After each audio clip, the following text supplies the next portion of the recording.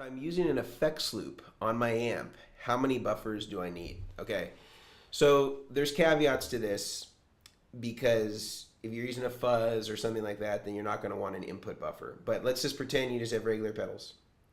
So you would have, guitar would go into a buffer, a dual buffer. The one I really like, see, do I have it here? I don't have it in my room today. But the one I really like for over-the-shelf or over-the-counter stuff is the Mesa Boogie high wire. So you're going to take your guitar, you're going to go into the input of the high wire. That's going to have an output buffer. It's going to go through all your pedals. And then the last pedal that you're going to go into before it goes back to the front of your amp, it's going to hit a buffer going back to the front of the amp. So you're going to have one on the input, one going into the input of the amp. And then your effects loop's going to send to your, let's say, delay and reverb pedals.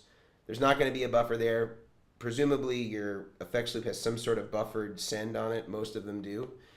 The place where you'd want to add the buffer, though, is on the return, because you're going to be relying on the last pedal in your effects loop to make it all the way back to the actual amplifier itself. And that could be as long of a cable as the output of the main pedal board going back to the front of the amp. So you would want to put a buffer there. So you'd need like have a secondary just output buffer on the return of the effects loop, all things being equal. Now, the one I'd recommend for doing that is the SIR buffer is really good, and it has an ISO'd out. Not that you'd need that for what you're doing with an effects loop, but it's just a handy thing to have if you needed an isolated output for some reason with transformer isolation. So you get something like the Mesa Boogie for the dual buffer for the front of the amp, and then you'd use the single output buffer, the SIR buffer, to go back to the return. So that's how you'd do it.